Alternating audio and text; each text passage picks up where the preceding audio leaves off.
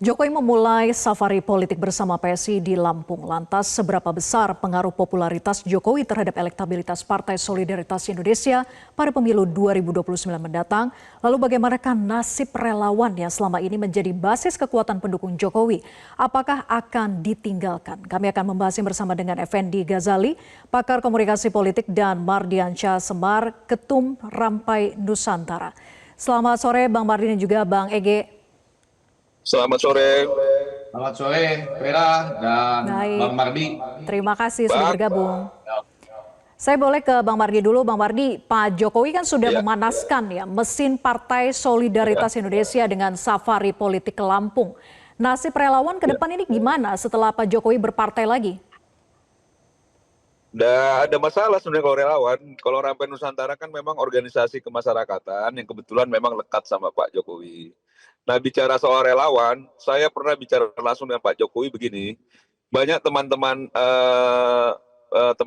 termasuk juga rekan-rekan dari media itu tanya saya, Bang, kalau Pak Jokowinya ke PSI, Rampai Nusantara yang sudah ada di 36 provinsi 315 kabupaten kota ini ikutan nggak ke PSI? Terus saya komunikasi itu saya jelaskan ke Pak Jokowi, saya sampaikan ke media begini, kalau kita kenal karakternya Pak Jokowi akan membiarkan tuh teman-teman ormas, pendukung, relawan Pak Jokowi untuk berkembang terus di tengah masyarakat sambil dia membesarkan partai yang memang ingin dia dukung. Jadi tidak secara otomatis Pak Jokowi akan mengarahkan atau akan meminta seluruh teman-teman relawan ataupun ormas pendukungnya itu untuk langsung masuk ke Partai Solidaritas Indonesia. Namun demikian, Pak Jokowi juga membuka ruang apabila teman-teman relawan, teman-teman organisasi kemasyarakatan yang pendukungnya itu ingin terjun ke dunia politik secara langsung menjadi calon legislatif, baik itu DPRD tingkat kabupaten kota, provinsi maupun pusat, untuk mengukur dirinya, silakan untuk maju melalui PSI. Itu pun disampaikan Pak Jokowi ke kami-kami ya. Jadi dalam arti PSI dan secara partai dan teman-teman relawan maupun ormas kan memang dari segi elektoral yang ditujukan belum juga bisa disamakan karena yang satu partai politik, yang satu organisasi. Nah, bahwa memang nanti teman-teman di organisasi relawan maupun organisasi kemasyarakatan ini nyemplung semua seperti yang disampaikan oleh teman-teman ke PSI, ya tentu itu akan menambah vitamin baru ya buat PSI yang sedang mengejar target untuk masuk partai tengah kalau tidak salah. Jadi dalam arti Pak Jokowi mensyaratkan, sampai detik ini Pak Jokowi belum menjadi PSI loh secara struktural, cuma sebagai motivator PSI. Secara struktural Pak Jokowi menyampaikan bahwa memang beliau belum menjadi ketua pembina atau apapun di PSI. Tapi dia akan menunaikan janjinya dalam forum PSI yang beberapa waktu lalu untuk siap membantu memperjuangkan mati-matian PSI untuk bisa melewati setidaknya masuk dalam parlemen. Nah, ini yang sedang dilakukan oleh Pak Jokowi sekarang, yang juga disupport oleh teman-teman relawan maupun ormas pendukung Pak Jokowi di beberapa wilayah yang sudah kita persiapkan dengan cukup matang ya Mbak. Hmm. Saya ke Bang Ege. Bang Ege, apa iya Pak Jokowi hanya motivator di PSI? Karena kita lihat kan sinyal itu tercermin dari kemeja dan topi berlogo PSI yang dikenakan Pak Jokowi. Apakah perlu deklarasi atau simbol berseragam seperti saat ini aja udah cukup? Ya, Vera dan para pemirsa, saya bisa mengumumkan posisi saya dulu. Saya tidak pernah terlalu dekat dengan Pak Jokowi, jadi tidak ada utang budi, dan kemudian juga nggak terlalu dekat dengan PSI, walaupun tentu mengharapkan semua partai politik di Indonesia ini menjadi kuat. Nah, kembali ke pertanyaan Vera, tidak ada itu yang seperti itu. Namanya komunikasi politik. Komunikasi politik itu sayapnya ya politik. Jadi, ini jelas adalah Pak Jokowi itu sudah dianggap sebagai bagian dari PSI, motivator politik untuk PSI, kan begitu kan? Jadi, kenapa Pak Jokowi turun sekarang? Tadi mungkin sudah dibahas oleh Henry Satrio dan lain-lain. Kan belajar dari pengalaman lalu, pada waktu Pak Jokowi masih berkuasa saja, partainya tidak masuk ke Senayan. Apalagi kalau sudah tidak berkuasa. Tapi bahwa seorang pemimpin itu mantan pemimpin ya, itu turun berkampanye, itu memang wajar saja terjadi di dunia. Di tingkat internasional juga demikian. Namun umumnya itu pada masa kampanye resmi, ya pada masa kampanye presiden, wakil presiden. Nah, kalau ada pemilu sela seperti di Amerika, yang umumnya itu melibatkan hampir sebagian besar negara bagian, tergantung pemilunya apa, itu ikut turun juga. Obama ikut turun, kemudian Obama sebagai mantan presiden juga ikut turun maksud saya. Memang betul, jadi sudah terjawab ya, betulnya itu adalah ini untuk PSI, bukan untuk bangsa Indonesia. Bahwa nanti ada ujungnya untuk bangsa Indonesia, itu tujuan kedua atau ketiga lah. Pertama tujuannya adalah untuk PSI, seperti tadi kata Bang Mardi, untuk masuk ke Partai Tengah. Jadi ini sebetulnya kita mendiskusikan seperti ini justru memberikan promosi gratis dan besar-besaran buat Pak Jokowi dan PSI gitu ya. Kalau diberitakan kecil-kecil saja, ya sama semua partai-partai lain, PKB melakukannya, PDI melakukannya, ya hampir semua partai lain juga melakukannya. Jadi ini sebuah promosi gratis untuk Pak Jokowi dan PSI. Nah, balik yang kedua, justru menarik Vera apa yang disampaikan Bang Mardi tadi. Saya pernah agak alot itu di sebuah stasiun televisi dengan pimpinan relawan Jokowi lah. Kan yang mau turun ini Pak Jokowi karena niatnya ingin turun. Tapi katanya undangannya dari relawan. Saya tuh suka bingung. Ini mau turun, tapi undangannya dari relawan. Ini gimana sih logikanya? Kalau mau turun, nggak perlu undangan.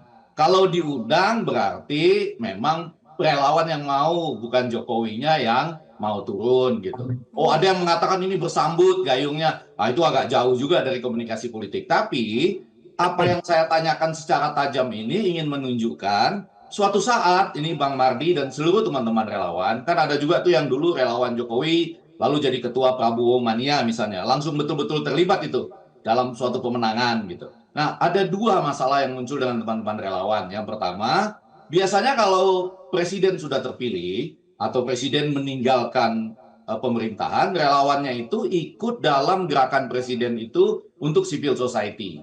Jadi misalnya Carter itu untuk ini ya, perdamaian dan pengawasan election secara internasional, gitu ya Bang Mardi.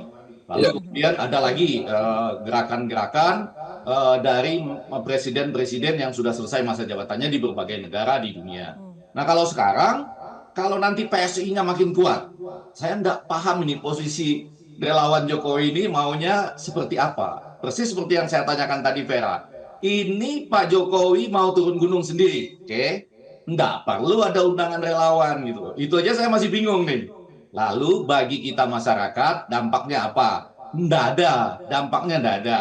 Dampaknya ini baru terasa bagi Pak Jokowi, PSI, dan kemudian bagi Gibran pasti. Nah, bagi teman-teman relawan, mereka ingin membantu, mungkin menstimulir gerakan awalnya, sambil nanti seperti kata Bang Mardi yang jujur tadi, mulailah ya, ada yang mungkin kan tetap untuk maju ke pilkada misalnya harus masuk partai gitu ya. Kecuali di 2029, kita kan sudah boleh itu iya harus masuk partai tapi tidak membutuhkan gabungan partai lagi gitu. Nah, jadi itu saya ingin bicara soal 2029 Bang Ege. Menyambung tadi ya, bahwa Anda membaca agenda politik Pak Jokowi ini untuk Prabowo Gibran 2 periode atau hanya keluarga Jokowi semata yang justru akan berhadapan dengan Pak Prabowo nanti? Kalau bicara komunikasi politik secara benar-benar jernih itu, ini Pak Jokowi untung semuanya gitu loh. Jadi yang pertama, Prabowo Gibran untung juga Pak Jokowi, ya kan? Karena Gibran ikut masuk dalam 2 periode. Kalau terjadi apa-apa, lalu Gibran maju sendiri atau maju dengan orang lain, kalau terjadi apa-apa loh ini, maksudnya dalam komunikasi politik kan ada kemungkinan itu. Untung juga Pak Jokowinya gitu. Ya kan? Jadi Vera, gerakan ini untung dua-duanya bagi Pak Jokowi. Kalau bersama Pak Prabowo untung, kalau misalnya ada apa-apa harus bersama orang lain ya untung juga gitu. Jadi sebetulnya strategi-strateginya kan sudah menarik sebelum ini ya, di samping beberapa blunder lah ya, ngajak mahasiswa lalu ditolak oleh kampusnya. Tapi kunjungan Gibran misalnya ke berbagai kota-kota khususnya di daerah-daerah yang agak jauh, terpencil, jarang dikunjungi, itu luar biasa. Kalimatnya soal Panji, itu luar biasa ya. Jadi maksud saya ini Jokowi untungnya banyak banget. Kita bahas ini aja, untungnya triple nih, jadi tambah 3 kali lipat. Ya, untungnya banyak dan banyak juga kemungkinan agenda politiknya gitu ya. Saya ke Bang Mardi, jadi dihadapkan 2 pilihan, Anda loyal kemana nih? Ke Pak Prabowo atau Pak Jokowi untuk agenda 2029? Kita itu loyalis Jokowi yang mendukung Pak Prabowo karena Pak Jokowi, Mbak, itu clear. Itu kan juga banyak juga loyalisnya Pak Prabowo yang akhirnya bisa menerima Gibran karena Pak Prabowo memutuskan Gibran sebagai pendampingnya. Itu sama itu positioningnya gitu. Jadi jangan ditanyakan soal loyalitasnya karena memang teman-teman para pendukung Pak Jokowi itu loyalitas kepada Pak Jokowi ketika sikap politik Pak Jokowi itu mendukung Pak Prabowo dan juga mengizinkan Gibran anaknya sebagai pendampingnya Pak Prabowo, kita semua yang membersamai Pak Jokowi sudah cukup lama ikut mendukung itu secara penuh. Nah, kalaupun nanti ke depan sikap politik Pak Jokowi itu yang sampai saat ini kita selalu disampaikan terus mendukung Prabowo Gibran 2 periode dari 2029 lanjut ke 2034, itu kalau Pak Prabowo-nya mau. Kalau Pak Prabowo-nya nggak mau kan juga pasti ada sikap politik lain yang akan kita ikuti juga. Langkah politiknya Pak Jokowi itu akan kemana nantinya di 2029. Nah, bahwa memang saya selalu melihatnya begini, langkah-langkah Pak Jokowi ini sebenarnya hobi yang membawa berkah. Hobinya Pak Jokowi itu kan memang belusukan, ketemu orang gitu ya, salaman sama orang. Jarang juga orang yang pemimpin kita ya, negarawan kita yang memang punya energi yang cukup kuat untuk bertemu dengan masyarakat, bertemu dengan rakyat seperti Pak Jokowi yang merasakan bahwa dia begitu happy kalau misalnya turun ke lapangan seperti yang dilakukan sekarang-karang ini. Karena saya beberapa bulan sebelum Pak Jokowi sembuh dari sakitnya ya, masih pengobatan, kita ngobrol memang dan dan Pak Jokowi sampaikan, aduh saya kangen sekali ketemu sama masyarakat gitu ya, untuk berinteraksi dan lain sebagainya. Nah, saya melihat ini hobi. Kalau Pak SBY kan hobinya melukis dan nonton voli misalnya, yang itu juga kan terakomodir untuk keliling-keliling gitu dengan caranya sendiri gitu. Dan Pak Jokowi hobinya ya langsung turun ke masyarakat. Persoalan bahwa memang secara teknis dia diundang atau tidak diundang oleh PSI atau oleh relawan, tapi secara substansinya ada sarana untuk Pak Jokowi bertemu dengan masyarakat. Nah, itu yang paling penting buat teman-teman relawan yang sekarang juga ikut mendampingi dan lain sebagainya. Saya rasa itu, Mbak. Baik, Bang Ege, harus diakui bahwa kekuatan Jokowi ini kan selama ini banyak ditopang oleh para relawan gitu. Tapi Jokowi yang sekarang kan beda dengan Jokowi yang dulu karena bukan presiden lagi. Loyalnya relawan ke Jokowi akankah tetap sama atau mereka akan realistis nanti pada pilihan jika Jokowi memilih sendiri berbeda dengan Pak Prabowo? Ya, Jokowi ini fenomena unik ya dibandingkan presiden-presiden Republik Indonesia sebelumnya.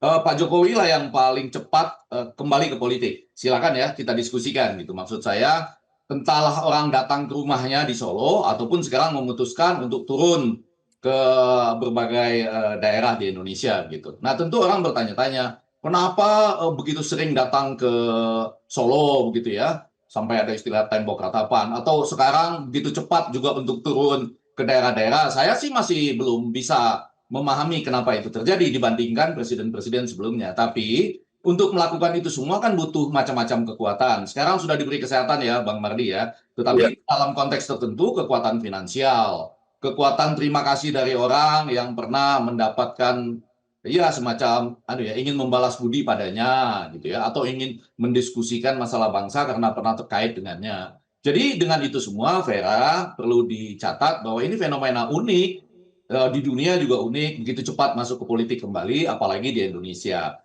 Nah, kalau ditanya kenapa, saya tadi sudah menggarisbawahi ada juga unsur kelemahannya di situ, yaitu selama Bapak Jokowi jadi presiden saja partai ini tidak lolos ke Senayan. Belakangan ada lagi pengaburan-pengaburan. Bang Mardi pelan-pelan harus mempelajari dan mungkin sudah menyadarinya.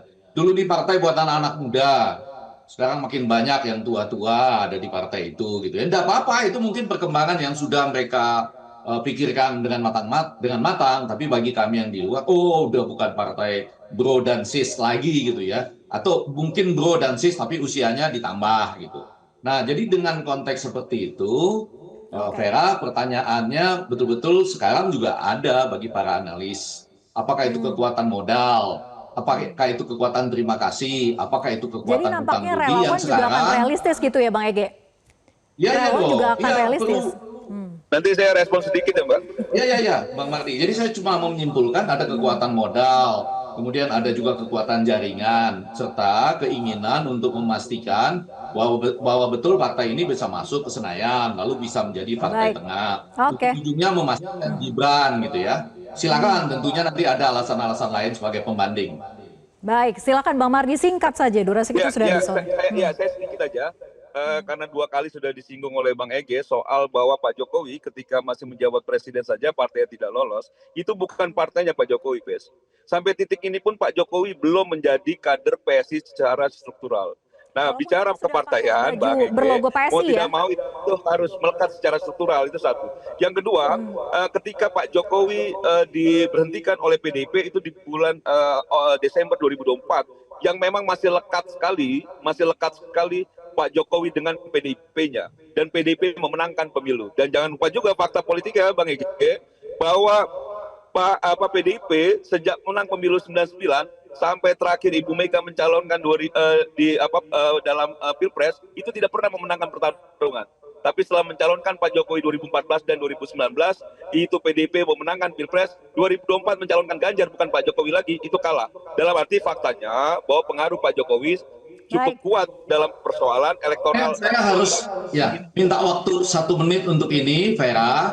Saya boleh lebih singkat lagi Bang Ege. Metro TV punya banyak dokumentasinya, saya sendiri punya dokumentasinya. Itu banyak baliho, poster-poster sampai ke tengah hutan yang tulisannya PSI Partai Jokowi. Jadi mungkin secara struktural tidak diakui, sama dengan kunjungan ini dengan kunjungan poster-poster. Iya, momentumnya untuk elektoral nggak pas, Bang. Elektoral itu nggak cuma soal baliho, Bang. Ya, setuju. Elektoral itu harus mengangkar ke bawah dan memang identik Pak Jokowinya itu memang harus betul-betul clearance gitu. Ya, jadi, ini itu loh, Bang. Itu belum clear. Sebagai motivator politik ya. Pada waktu masa kampanye dulu mengakar melalui baliho. Nah, mungkin belum mengakar tulisannya PSI Partai Jokowi gitu loh. Iya, karena kalau misalnya kita lihat survei saja, jika Pak Jokowi itu menjadi ketua umum PSI, itu akan jauh lebih besar perolehan suaranya dibandingkan Pak Jokowi menjadi ketua Dewan Pembina. Itu juga hitungan bisa 2 digit, dan itu survei yang bisa kita percaya. Dalam arti bahwa memang lekatnya orang terhadap partai secara clear itu memang menjadi penting, karena banyak juga orang-orang di pelosok itu taunya identik Pak Jokowi dengan PDIP itu masih lekat sampai sekarang, dan itu nggak mudah juga untuk melepaskan.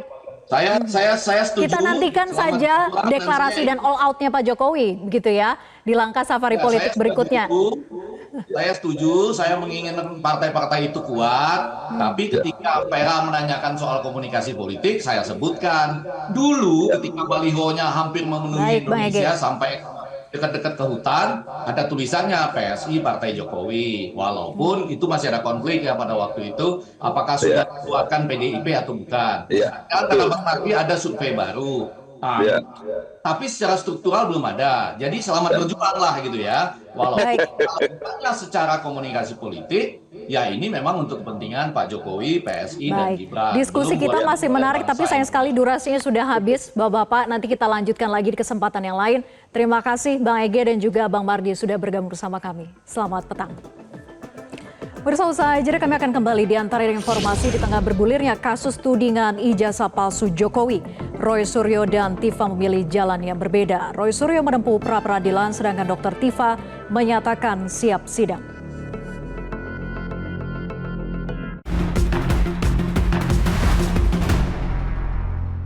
Jelajahi cara baru mendapatkan informasi. Download Metro TV Extend sekarang.